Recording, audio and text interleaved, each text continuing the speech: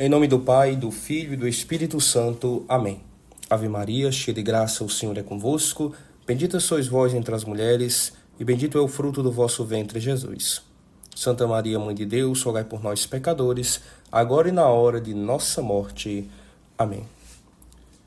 Muito bem, hoje falaremos sobre a unção dos enfermos, ou extrema unção, se assim você preferir nomeá-lo.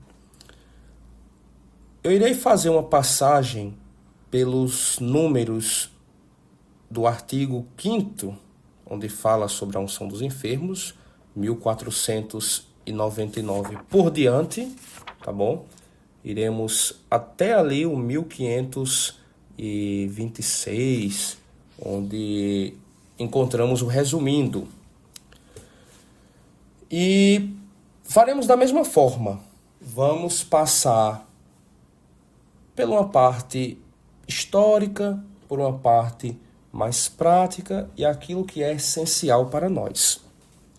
Uma consideração antes. Nós estamos numa catequese para adultos que é básica do básico, ok? Nós não estamos formando padres, sacerdotes, nem teólogos. Estamos passando por aquilo que a igreja ensina, ok? Por que eu digo isso? Porque nós estamos fazendo uma leitura comentada dos pontos do catecismo. Eu gostaria muito que vocês lessem todo o artigo. É um texto muito belo. E minhas reflexões em cima desses números ajudarão para que vocês possam complementar o estudo. Agora, quem quiser uma coisa mais aprofundada, realmente deve procurar uma formação a respeito só dos sacramentos, teologia sacramental, outros textos, coisas assim, mais aprofundadas, tá? Então, o catecismo, no início, nos coloca diante de um problema. Nós, seres humanos, sabemos que em nossa realidade há doença, há morte, há enfermidade, tudo isso. E isso é um problema. É um problema filosófico, é um problema teológico. Por quê? Porque nos lembra do escândalo do mal. Se Deus é bom, por que ele permite essas coisas conosco? Isso não contradiz sua essência de bondade? É um argumento que muitas pessoas falam contra a existência de Deus. Dizem, olha, Deus poderia impedir este mal. Se ele não pode, então ele não é onipotente. Ok? Então é um fato que o sofrimento existe. É um fato, está na realidade. Você pode perceber, você pode senti-lo. Então, existem duas respostas que você pode dar para o sofrimento.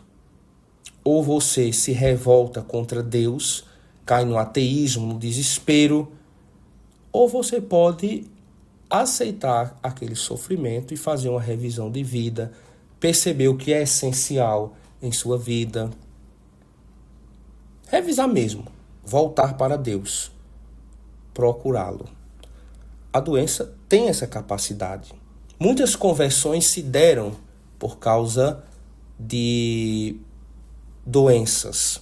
Pessoas que ficaram acamadas e voltaram para Deus por causa daquilo e se tornaram grandes santas, pessoas santas. A doença tem esse poder também. Então o catecismo de início coloca essa resposta que o homem pode dar ao sofrimento. Isso no número 1500.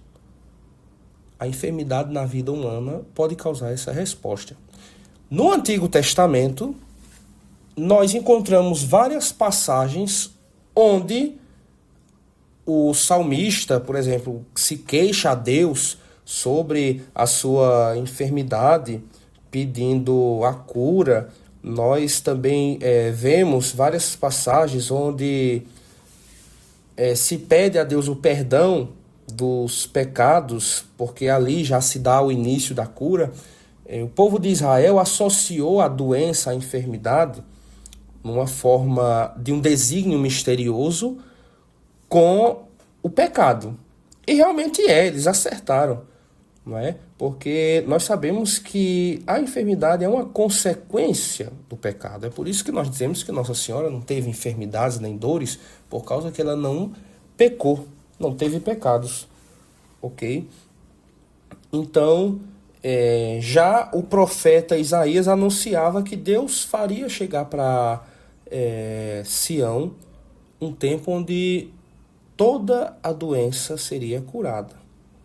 Isso é o que nós vemos no Antigo Testamento, ok? No Novo, Cristo também vem como médico, o médico que cura as doenças. Porém, não fica somente aí, ele não pode ser confundido como um curandeiro. Ele também tem o poder de perdoar os pecados, como nós já vimos isso, né? Então, é o médico de que necessitam os doentes, tá? Deus, em Jesus, mostra que ele ama os doentes, que ele não está inerte às dificuldades do ser humano, às doenças. Então, Jesus pede aos enfermos que tenham fé, que creiam e cura. Apesar que em muitas passagens, em algumas, aliás, nós vemos que ele não curou todos os enfermos. Há enfermos que ele não curou, porque as suas curas eram sinais da vinda do verdadeiro reino, ok? Mas percebam que Jesus, ele quando vem, ele dá uma cura integral. Veja com o paralítico. Ele diz primeiro, teus pecados estão perdoados. Então, aqui se reconhece que essa cura é mais radical. É uma cura, primeiramente, do pecado. Porque a enfermidade é uma consequência do pecado. Quem disser que não é, está contradizendo o catecismo. Então, ali na cruz, Jesus deu um novo sentido ao sofrimento. Isso aqui só estou relembrando a memória de vocês, porque na paixão nós estudamos juntos. Agora, nós podemos nos configurar com os sofrimentos de Cristo. Cristo deu esse novo sentido, essa resposta cristã, não é, ao sofrimento. Porque várias filosofias de vida, várias seitas e religiões têm sua resposta ao que é o sofrimento. Jesus nos deu essa configuração com ele, ok?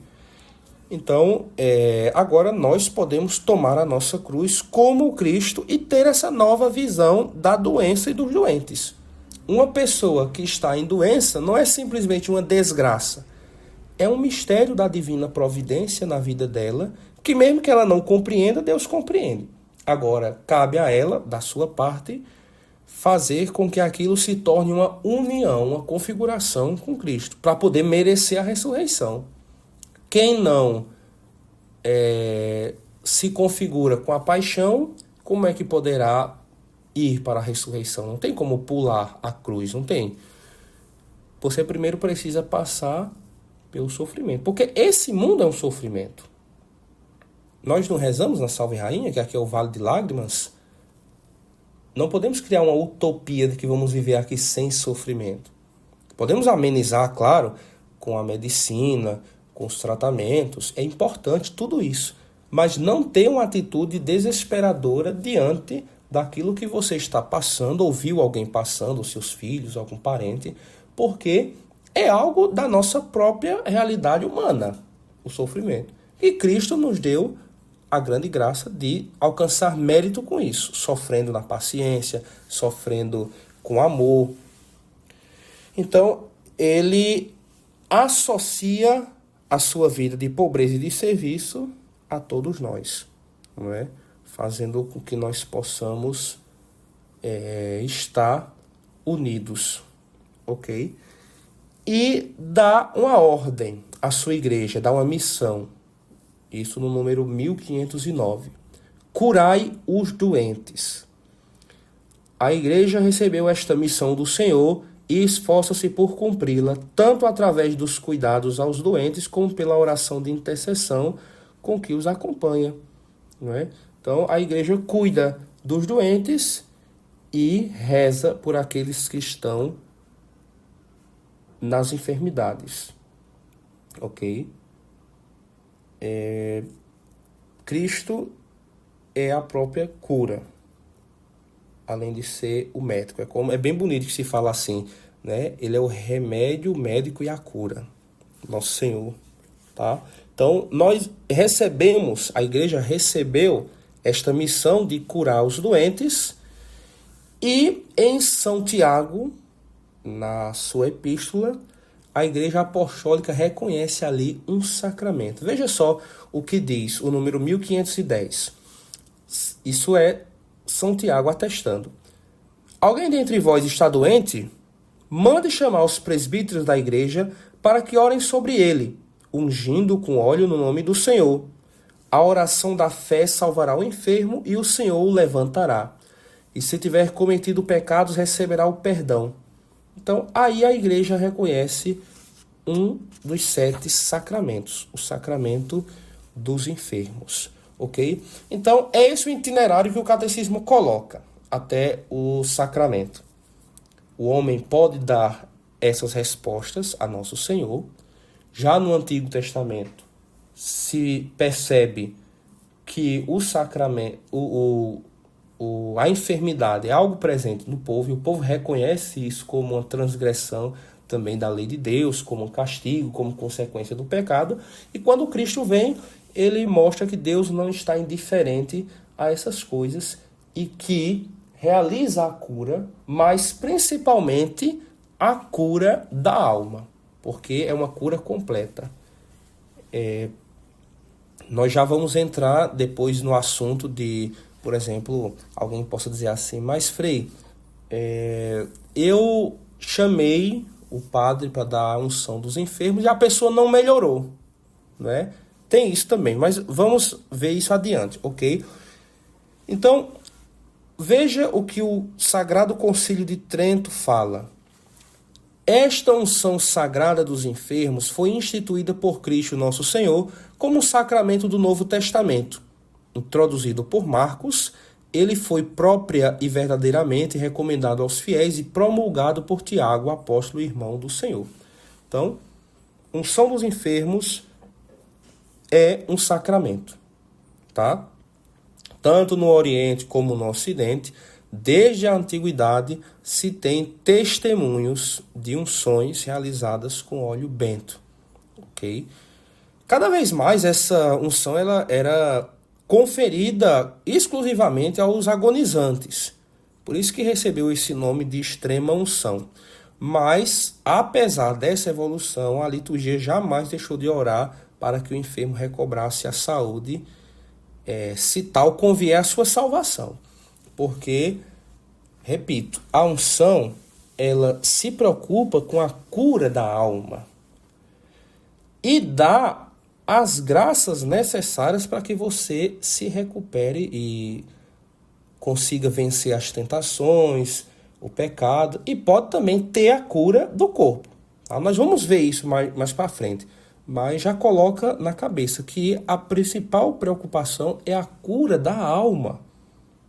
É tanto que o direito fala sobre a idade da razão, porque pessoas que não recebem, pessoas que não têm a idade da razão, que vai pedir uma unção, a pessoa não tem a capacidade de cometer um pecado. Entende? Consegue compreender? Porque, por exemplo, crianças não convém que recebam a unção dos enfermos por causa disso. Por causa que justamente elas não têm a idade necessária para cometer um pecado conscientemente, antes da idade da razão, tá? Então, número 1513. Os sacramentos da unção dos enfermos é conferido às pessoas acometidas de doenças perigosas, ungindo-as na fronte e nas mãos com óleo devidamente consagrado, óleo de oliveira ou outro óleo extraído de plantas, dizendo uma só vez: Por esta santa unção e por sua puríssima misericórdia, o Senhor vem em teu auxílio com a graça do Espírito Santo, para que, liberto de teus pecados, ele te salve e, em sua bondade, alivie teus sofrimentos. Tá vendo? Às vezes, você recuperar a saúde não ajudará na sua salvação, por incrível que pareça. Isso o catecismo coloca, repetindo o Concílio de Trento. Às vezes, pessoas que estão doentes, Deus, na sua providência, não devolve a saúde para que aquela pessoa não se perca. Porque pode ser que, se ela recuperar a saúde, ela volte a cometer pecados e acabe se perdendo. E se ela não tivesse saúde, não é? Ela continuasse doente, ela ali possa morrer e ir para o céu. Então você não pode tirar a doença da providência. Você não pode isolar somente o fato, a pessoa está sofrendo por sofrer. Você tem que analisar o contexto todo, por mais que você não compreenda, por mais que você não saiba. Então você tem que fazer essa análise. Senão você vai achar que foi simplesmente um ato isolado de Deus. Mas Deus, ele considera toda a história. Então, tem pessoas que não melhoram por um mistério da providência, porque se elas melhorassem, seriam condenadas ao inferno. Entende? E Deus percebeu que o melhor caminho ali era que ela morresse. Agora, é claro, isso pode ser muito pesado para você dizer para alguém. Eu espero que não tenha ninguém doente aqui ou que conheça alguém que esteja nessa situação, porque você, claro, não vai chegar e dizer isso para uma pessoa assim duramente, né? Nós estamos estudando aqui, fazendo uma investigação puramente com casos fictícios. Mas uma pessoa aceitar isso, uma pessoa que está doente, é duro. Né? Mas a unção dos enfermos se preocupa com isso, com a salvação da alma, com a cura da alma. Ok? E a cura do corpo pode acontecer também. Tá? Pode acontecer. Ok? Então, isso mostra que a unção dos enfermos não é somente um sacramento daqueles que se encontram às portas da morte. Você pode receber a unção no momento em que o fiel começa a correr o perigo de morte. E é até melhor que você faça isso. Você não deixe para chamar um padre quando o fiel já estiver inconsciente. Não, porque é muito recomendado que ele se confesse antes, consciente. Entende? Então, você deve chamar quando começar a correr o perigo de morte, por motivo de uma doença grave também, ali, uma debilitação física ou também a velhice. Que você possa ter uma pessoa, sei lá, seu avô, sua avó, que está muito velhinho, a qualquer momento você vê que ali ela não vai aguentar mais, então pode receber a unção, entendeu? E se aquela pessoa recuperar a saúde, pode, se recair na mesma doença, receber de novo, entende? Se a doença se agravar. Não é como o batismo que você só recebe uma vez, tá? E também se há permissão para receber a unção antes de uma cirurgia de alto risco. Agora tem que ser de alto risco mesmo. Você não pode simplesmente, por medo de uma cirurgia, sei lá, eu vou extrair um dente, eu quero receber a unção. Tem gente que faz isso mesmo, não é? Tem gente que, por qualquer coisa que apareça, quer receber a unção. Mas não é assim. É uma cirurgia de alto risco de vida. Entende? Então, essas são as pessoas, os casos que podem e devem receber a unção dos enfermos. Tá? No final, eu vou passar pelo resumindo para fixar melhor. Então, os ministros deste sacramento são somente os sacerdotes, que são os bispos e presbíteros. Os padres devem incentivar os fiéis a fazer isso, a procurar a unção dos enfermos para os seus doentes. Caso aconteça que a pessoa esteja inconsciente, entubada, os pecados são perdoados, mesmo sem a confissão, porque aquela pessoa não tem como se confessar, ok? O número 1517 fala sobre como é celebrado este sacramento. Diz assim: como todos os sacramentos, a unção dos enfermos é uma celebração litúrgica e comunitária, quer tenha lugar na família, no hospital ou na igreja, para um só enfermo ou para um grupo de enfermos. É de todo conveniente que ela seja celebrada dentro da Eucaristia, memorial da Páscoa do Senhor. Então, como eu disse, é muito bom que em seguida o enfermo possa comungar e antes confessar. Entende? Percebe que é importante que a pessoa esteja consciente, mas se não acontecer, então faz mesmo assim. Bom, o número 1519 fala sobre os principais elementos. Diz assim: os presbíteros da igreja impõem em silêncio as mãos aos doentes, oram sobre eles na fé da igreja. É a epiclese própria deste sacramento. Realizam então a unção com óleo consagrado, que, se possível, deve ser feita pelo bispo. Essas ações litúrgicas indicam a graça que este sacramento confere aos enfermos. Aqui, só a nível de conhecimento de vocês, de curiosidade, para que vocês possam saber, tá? Então, vamos falar dos efeitos, ok? Porque a gente foca muito que a unção dos enfermos é só para curar a pessoa. Nós ignoramos os efeitos. Então, os efeitos principais deste sacramento vão se encontrar aí no número 1520 até 1523, ok? Bom, a primeira coisa, o principal dom, é uma graça de reconforto, não é? De paz e de coragem para vencer as dificuldades próprias do estado de enfermidade grave ou da fragilidade da velhice. Percebe que não falou em cura? É um reconforto, é uma coragem, tá? É um dom do Espírito Santo que vai renovar a confiança e a fé em Deus e fortalecer contra as tentações.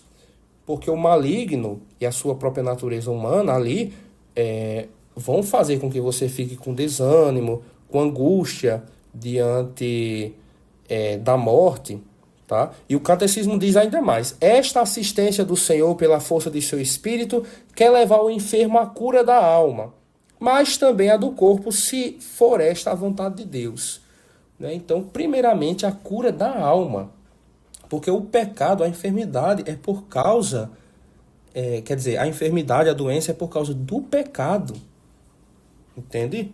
Então, se for a vontade de Deus, pode ser também que você receba a cura do corpo, né? Do seu estado físico, ok? Outro efeito, a união com a paixão de Cristo.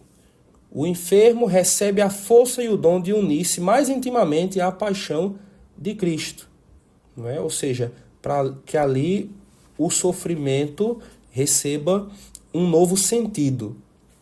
Participar, se unir com a paixão de Cristo. Você tem essa força necessária para isso. Outro efeito, uma graça eclesial, tá? Ao celebrar este sacramento, a igreja, na comunhão dos santos, intercede pelo bem do enfermo. E o enfermo, por sua vez, pela graça deste sacramento, contribui para a santificação da igreja e para o bem de todos os homens, pelos quais a igreja sofre e se oferece por Cristo a Deus Pai. Então, ali você também está oferecendo os seus sofrimentos pela igreja, como alguns santos fizeram, oferecer os seus sofrimentos pela igreja. E por fim, uma preparação para a última passagem. Se o sacramento da unção dos enfermos é concedido a todos os que sofrem de doenças e enfermidades graves, com mais razão ainda, cabe aos que estão às portas da morte. Então, esse sacramento vai completar a nossa conformação com a morte e a ressurreição de Cristo, que já no batismo nós começamos a fazê-la. não é?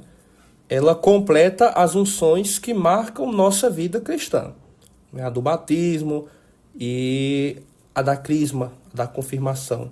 Então, fortalece o fim de nossa vida terrestre com a virtude da fortaleza para enfrentarmos essas últimas lutas, que são as lutas essenciais, quando o céu e o inferno querem a nossa alma. Ali eles disputam para a nossa alma. Então, veja os efeitos deste sacramento. Perceba como é uma coisa que foge um pouco do que as pessoas pensam. As pessoas pensam que este sacramento é somente algo assim, tem que curar. Se não curar, então é porque o padre não tinha fé, ou a pessoa que recebeu não tinha fé.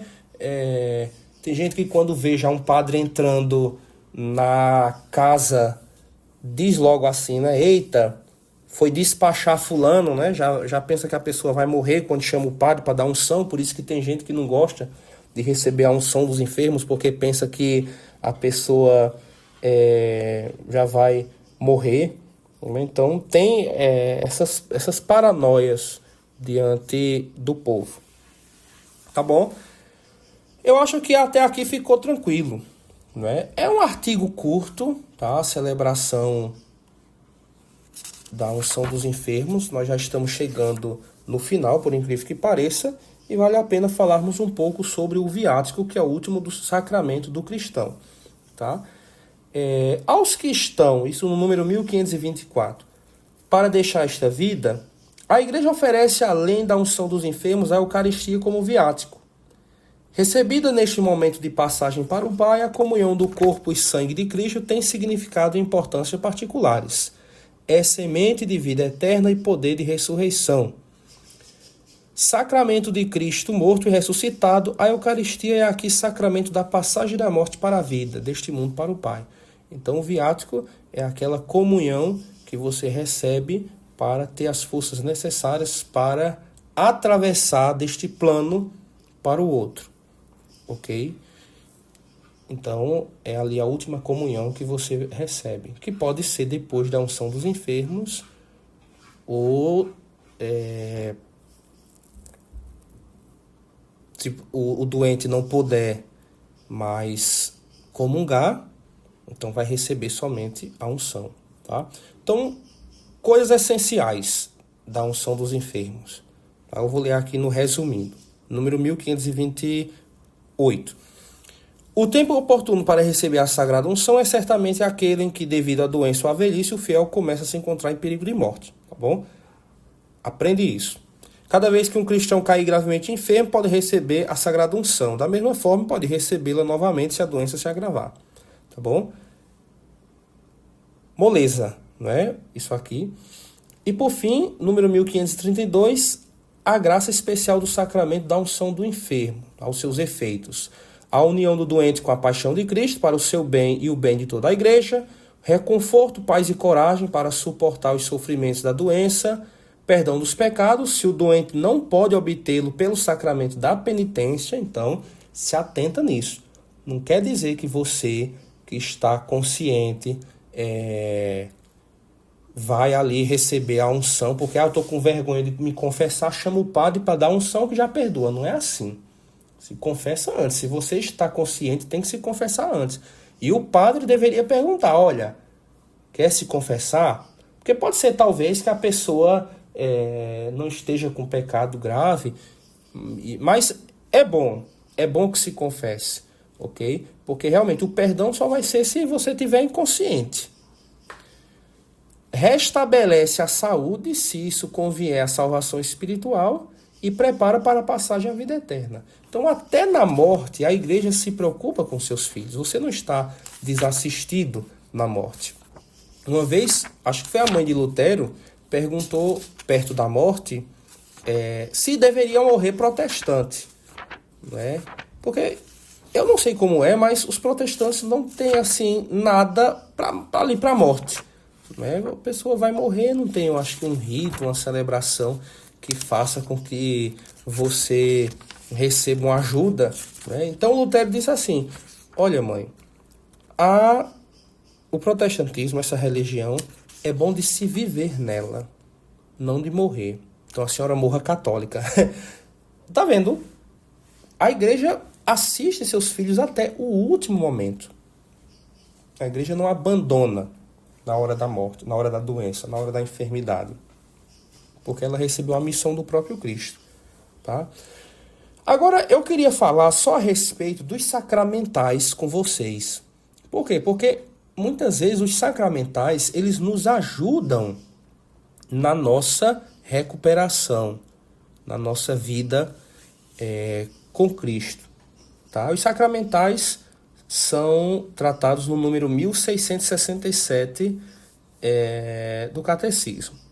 Tá? O que são os sacramentais? Bom, eles são sinais sagrados pelos quais a imitação dos sacramentos são significados e efeitos principalmente espirituais obtidos pela oração da igreja. Então, não são sacramentos, também não são sacramentozinhos, né? Não é isso, entende? Eles são sinais de que a igreja ali aprovou com uma função de abençoar, de conseguir certa graça, tá, para você. Veja só as características, número 1668. São instituídos pela igreja em vista da santificação de certos ministérios seus, de certos estados de vida, de circunstâncias muito variadas da vida cristã, bem como do uso das coisas úteis ao homem. Tá? Compreende sempre uma oração acompanhada de determinado sinal, como a imposição da mão, o sinal da cruz, a aspersão com água benta, que lembra o batismo. Eles derivam do sacerdócio batismal. 1670. Os sacramentais não conferem a graça do Espírito Santo à maneira dos sacramentos, mas pela oração da igreja preparam para receber a graça e dispõem a cooperação com ela. Ou seja, essas coisas materiais que você tem, que você possa ter, que concedem, por essa comunhão, certas graças e bênçãos para você. Por exemplo, para você entender, o escapulário do Carmo, aquela medalhinha de Nossa Senhora das Graças que você tem, que você leva, entendeu? A própria água benta, são sacramentais que têm uma eficácia, mas não é como o sacramento. Os sacramentais vão agir de acordo com a sua fé. Por exemplo, quando você está doente, que pede para que, sei lá, alguém passe em você o óleo de Santa Filomena. Aquilo é um sacramental. Entende? É um sinal sagrado instituído pela igreja. Que o objetivo é esse, é preparar você para receber o fruto dos sacramentos e santificar as diferentes circunstâncias da vida. Entende? As bênçãos são sacramentais também. O catecismo diz que entre os sacramentais ocupam um lugar destacado as bênçãos. Alguns leigos podem dar bênçãos. Se tem na igreja o ritual para ministros leigos, ali você pode chamar um freio ou uma freira para dar uma bênção na sua casa. Não precisa necessariamente ser o padre. Entende? Agora, transformar, por exemplo, a água em água benta, aí sim tem que ser o padre.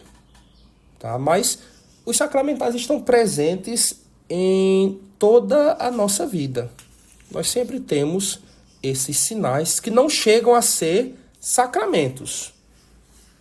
Você precisa de certas disposições para utilizar os sacramentais. Mas não é como, por exemplo, a Eucaristia, que age por ela mesma. Entende? Então, eu vou dar para vocês mais exemplos de sacramentais, mas eu acho que vocês estão conseguindo entender, né? Por exemplo, crucifixos, rosários, medalha de São Bento, entende? Velas bentas, são sinais menores, tá bom? São sacramentais que vocês podem estar se servindo e auxiliam também na doença, naquilo que você está passando a receber a cura. Por exemplo, o óleo de São Félix, nós damos aqui, o objetivo dele é esse, é trazer a cura do corpo e da alma. Entende? É um sacramental da mesma maneira como outros, tá bom? Bom, então por hoje eu vou ficando por aqui, tá certo? Nós passamos na unção dos enfermos e agora brevemente sobre os sacramentais e espero que vocês tenham entendido. Qualquer coisa, qualquer dúvida, só é deixar aí um comentário que vai ser respondido o mais rápido possível. Se não, na próxima aula, mas no próprio chat, tá bom? Glória ao Pai, ao Filho e ao Espírito Santo, assim como era no princípio, agora e sempre, por todos os séculos dos séculos. Amém.